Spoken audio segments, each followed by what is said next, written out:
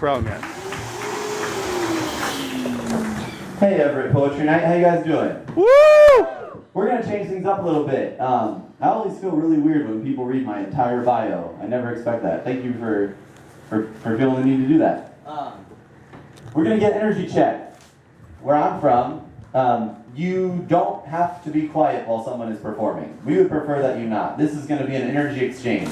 So, if for me and for the rest of the performers, I'm just gonna call it, if you guys like something that is being said, if you connect with it, if you relate to it, if you thought it was a cool rhyme, let us know. You can snap. Let's practice snapping. We can snap. Woo! We can jiggle our keys. We can yell, talk about it, poet. We can get up and walk away. Make sure you come back. We can just clap. We can just holler. We can just have a good time, okay? So we're going to have a energy exchange here. It's going to be like free therapy. So you guys are at the place to be. And I'm so glad to be here. I got a couple shows in Seattle, and now I'm here because Dwayne's been really, really, really cool and setting this up for me. And yeah, I hope you guys like what I have to say. I am not happy. I am happiness. I am not ecstatic. I am ecstasy. I'm like a shy 5 with a perfect 10 standing next to me. I'm a World Trade Center employee who is too sick to work all 9/11 week counting my blessings, see. I'm the team's best kept secret. A respected best friend knowing you'll never forget the first time we met. I'm a dream chaser on his deathbed taking his last breath. Knowing you live life with no regrets. Me, I'm a toddler holding my first ever ice cream cone in my hands. I'm a soldier back from Iraq holding my firstborn son in my hands. I'm a stressed out college student who just found I got A's on all my exams in my dorm room doing my happy dance. I'm the nerd out of the club who just got the bump and grind from his high school crush and can't hide the excitement in his pants. I am Kermit the Frog, Cheech, Chong, and Snoop Dogg on a celebrity camping trip stumbling across some ripe marijuana plants. I'm an ex-con who out of jail who truly turned his life around and just found out his family and some random manager are going to give him a second chance. Joy is somewhere between the kickball and the home run you want. The cameraman and a crazy Jackie Chan stunt is between cooties and your first kiss. It is moving across the bridge for schooling, seeing your parents often and then still calling you randomly to tell you that you're missed. Luck is somewhere between the untrained puppy and as he's ripping up a box. It's somewhere between the untrained puppy and the dog poo that somehow made its way to the backyard. The untimely hangover and the testing it up not being that hard smiling. It's somewhere between your lover's flirting fingertips and your ticklish spot. The rocking chair on the back porch and your daughter running up steps showing fireflies she caught. Pleasures between wisdom and pain. May's flowers and April's rain is between sleep and your brain. The snooze button and the dreams you have that keep you from going insane. That is why I am not happy. I am happiness. I am not ecstatic. I am ecstasy. I'm the citizen of a third world country whose soccer team just won the World Cup. I am sleep-deprived parents of a child in a coma, getting a tap on the shoulder from a nurse saying, your son just woke up. I'm a teenager who after 5 years finally got her braces off. I'm a scared of the dark third grader who just realized the creepy shadow outside my window is just some dangling moss. Check this out. I just figured out and get my calculator to display the word boob. I'm a video gamer who just graduated from the status of noob. I'm the boyfriend who guessed right and didn't make his first move too soon, so in the future, he can be the best night of a perfect honeymoon. I am the thoughts that allow for Peter Pan to fly. I'm a young poet that just get over being shy so I can stand on a stage and look you right in the eyes. I am Mary Magdalene in disguise, holding sheets, staring in awe at an empty tomb. And if Mary was alive today, she'd be holding her head high, seeing inspiration from all the poetry in this room. So down with the haters, I say. Down with the haters and negativity, because we must share, listen, show, write, feel, experience, express, create, and ignite passion. Thank you guys. Woo!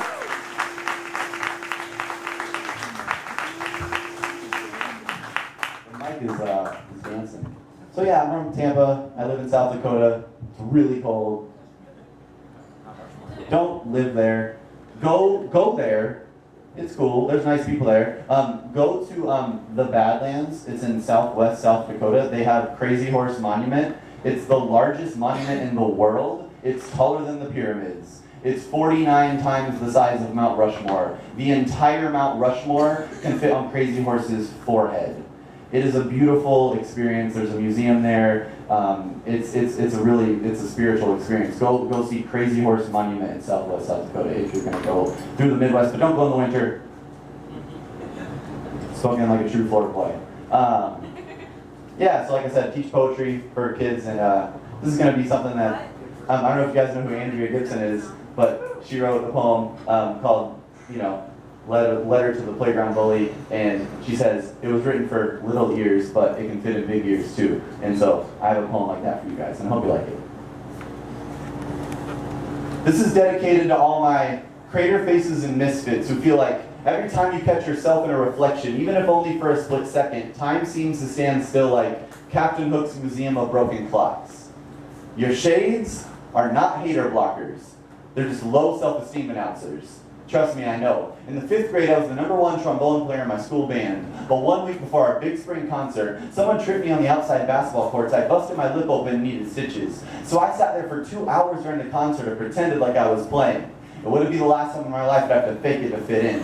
I grew up having trouble dealing with how my gender role was supposed to be represented. My acne had me sentenced to my room on and off for years, ducking and dodging mirrors, and sometimes even sneaking parts of my sister's makeup, forgetting how good I naturally always was at making people smile, not realizing that pimples are actually a really good filter. The superficial kids straight up ignored me, so I knew my friends loved me for me, and if a girl ever did show any interest, I knew it was genuine. Thank God for my sister. She never let this self-seclusion go on for too long. She told me the only way to get better was to learn to laugh at myself. Easier said than done, but recently I've been realizing that if I truly believe what I write in my poetry, any insecurities I have must be a contradiction. Red dots on my face have never stopped me from doing anything I want to do. For example, I have 2 guaranteed ways that can make everyone in this room smile. Number 1 is dance, the Cotton Eye Joe. Oh, I do groove. Sorry.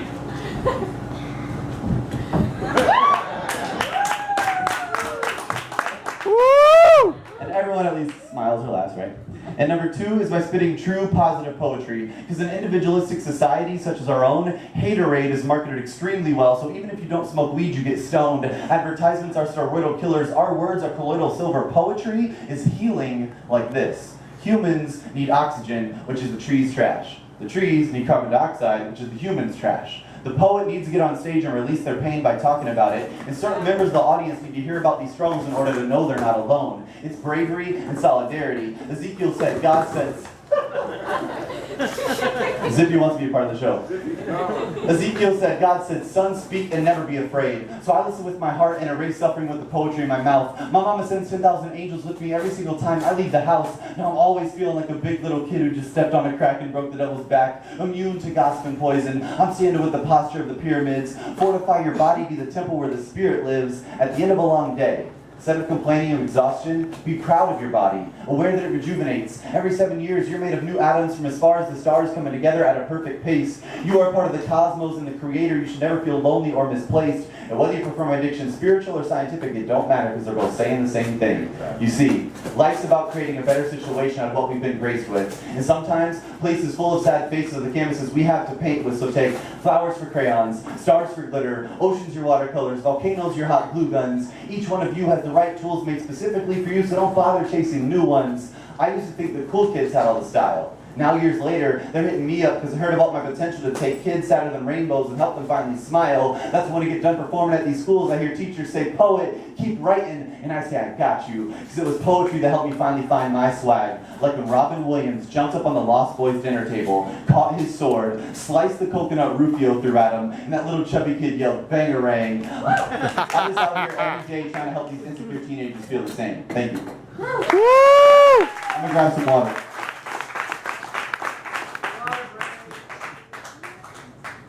All right. Shoot, I'll have it up in just a minute. So, at a poetry slam, you might, when the poet's going up to the mic, you might hear poets yell things. Go in, poet! Or don't be nice! Or tell them all the things! I'm a part of a poetry team called the Misfits, and we like to yell Hakuna Matata.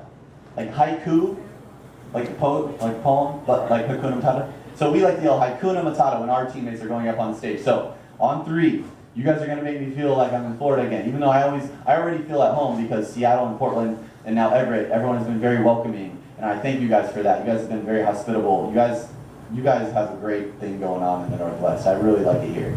Give it up for yourselves for that. It's very.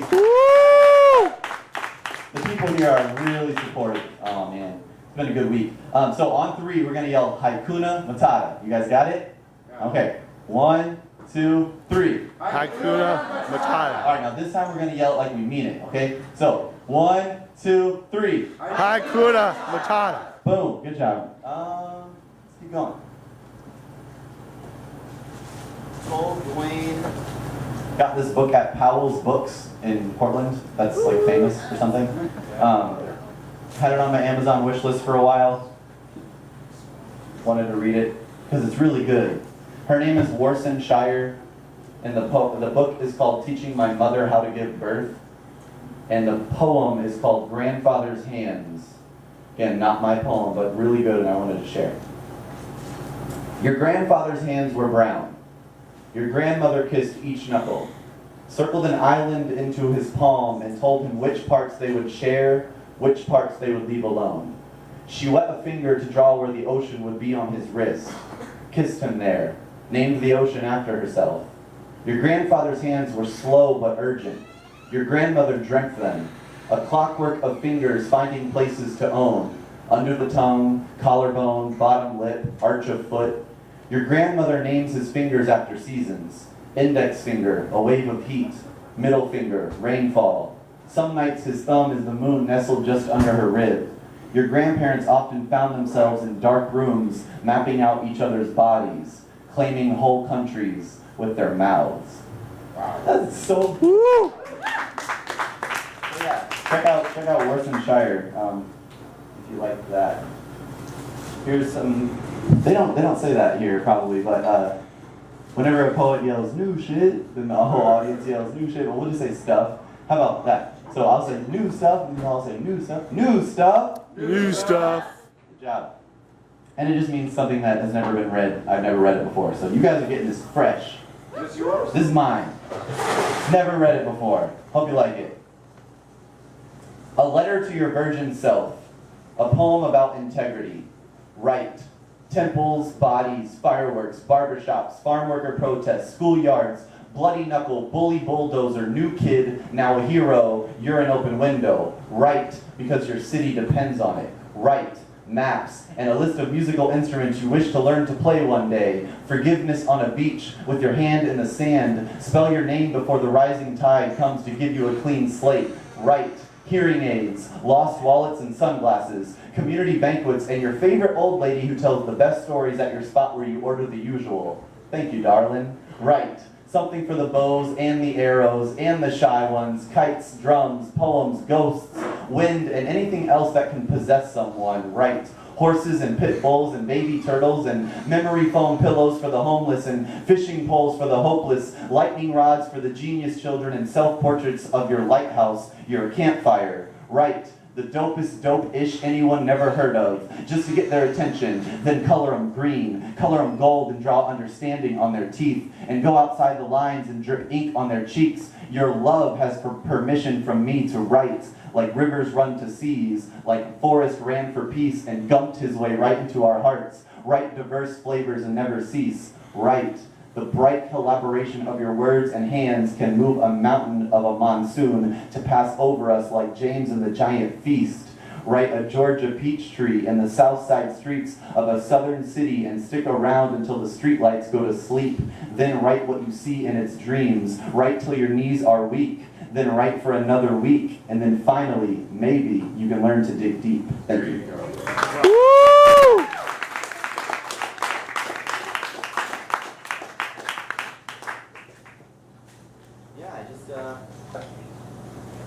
Just trying new stuff with you guys. You guys are brave. Give it up for everyone who's got on the mic tonight. It's not that easy. Yeah. So yeah, good job. I'm gonna do one not new stuff, and then I'll do one new stuff. Okay. Went on tour in the summer, like you said. This is the 30th state now of the tour. It's an ongoing tour. I want to do all 50 states by the time I'm 30. So got a while. But I leave for the Peace Corps in June, so that has to go on hiatus for a while. But yeah, this was about the last tour, and it was a life-changing experience, and I learned a lot, and I want to share it with you guys. Are we there yet? Are we there yet? A tattooed poet in Columbia, South Carolina left me a voicemail the night after our feature. I listened to it on repeat in the Smoky Mountains. He said, "We may not make a million. We may not become famous. But it's very important you keep doing what you're doing because you're providing lyrical medication. What we do is going to mean a lot to a lot of people." We still had 12 cities left to go on tour. 1, refreshed, We're like the last rest stop gas station off I-10 in West Texas. Last chance for unknown family to fill up and hydrate before trekking the desert, except we don't overcharge for fuel and water. I want these poems to be a cocoon for your hope. I want my influence to be bubblegum, not jawbreaker. 2. At our show in Charleston, Miss D and her self-proclaimed pleasantly plump partner made us fish and grits. After the show, she said she wished we were staying longer so she could cook more for us. She said, "Why do you think we big girls? We ain't juicy because we juicy because we love to cook." I said, "All right, we'll come over." So the next day, Giddy and I went out into the boonies and found her house, and Giddy, my teammate, is a barber, and she gave her sons free haircuts while she made us brownies and snacks for the road. 3. There is a huge difference between people having a lot and giving, and people not having a lot and still giving just as much. A line from my favorite poet, Alicia Harris, comes here. "I come from the hungry, hungry, dirty South." Enough said. 4. Hip-hop's not dead. We're the groovy ones here. But if you're gonna brag, have something to brag about. Like ex-NFL All-Star Warwick Dunn, who has built over 50 homes for low-income families in Atlanta, or Immortal Technique, who used the profits from his last album to build an orphanage in Afghanistan. From Genesis to genocide, Quapaw, Arkansas to a little gift store in Ecuador, poets, farm workers, teachers, environmentalists, and activists, we are the Earth's immune system, and we keep bravery in the air. 5. You are part of my environment. However you're doing is the exact state of my atmosphere. Loneliness is just the greatest trick society has ever played on humanity. 6. My people, my people, my people, people. Your earthquake laugh that randomly cracks up at everything and nothing deemed funny will save lives. Your face is a stadium that hosts special events like concerts and parades and college football games between two schools who have better marching bands than football teams. Your drumline teeth keep the beat for the strangers who pass by you. Smile. 7. After our show in Asheville, we were walking back to the Lone Ranger, and we thought we saw a parking ticket on my windshield, but when we got closer, we realized it was actually a $10 bill someone had stuck under my wipers, and on it they wrote, "Change the world." 8. Sometimes I look at everything I got and everything I need, and I feel like there's still stuff left in between. But then I remember that lucky and blessed are two totally different things. I told y'all, my mom praised me angels and strangers, like God sends us lessons in struggle. Both gotta be embraced before that blessing can be received. Like shipwrecks make new homes for the fish who lost their coral reefs, and the awkward headgear I had to wear around my head at night during my years with braces, so I couldn't sleep on my sides, is what finally made me face my fear of the dark. 9. A transgendered pastor in Atlanta named Elijah stopped me after our performance. He said he had a word for me. He said that light that was in you as a child will grow stronger and brighter, and your presence in a room and your words will be a beacon of hope for many who have lost their way. He prayed for me in the middle of Java Monkey's coffee shop. 10. A prophet from New Orleans, a real cool cat, told me our poems are prayers. He said, tell the uncomfortable truth. Don't go messing with these people's minds. Your talent was no accident. It was designed. Your passion, pain, and stories will change these people's lives, and they will love you for it. They will want you. They will need you. And you will need them. 11. The poems you write end up writing you. 12. What was supposed to be the most boring, unproductive part of our trip was our stop in Memphis, Tennessee, where we didn't have a show, just a layover between buses on our way to and from Little Rock. At least 4 people we really looked up to had said some pretty bad things about Memphis, and our bus broke down for 4 hours with no air conditioning and the southern heat on the way there. We were there really early with all our bags, and we were grumpy, so we decided to split up. I wandered for miles, and I accidentally stumbled across the Civil Rights Museum. From a few blocks away, I saw the Lorraine Hotel in the balcony where Dr. Martin Luther King Jr. was assassinated. I made my way over. I was fine at first. I just stood there, breathing. A few older black ladies in front of me were trying to get a good picture. I offered to take one for them. They were very grateful. I was still cool, but after I handed the camera back, I turned around and I saw an excerpt from the mountaintop speech on the wall behind me, and I started bawling under my sunglasses. I didn't even know why I was crying. I knew my mom was working, so I just texted her what happened. When she finally got back to me, I was about to pass out on the bus back to Birmingham, and she just said, "Ben, it's okay. It's good that you're crying. It's a knowing." You guys, a beautiful middle-aged black woman in South Carolina said I reminded her of her son and donated $80 to our gas tank. A beautiful middle-aged white woman in South Dakota said I reminded her of her son, gave me a dining room table, chair set, and crock pot the first day I moved in and had no furniture. Thank you for proving that this is bigger than us. Everett Poetry Night. You are a village full of Gandhis. If one leader leaves, we have a generation full of Gandhis ready to step up. Thank you. Woo!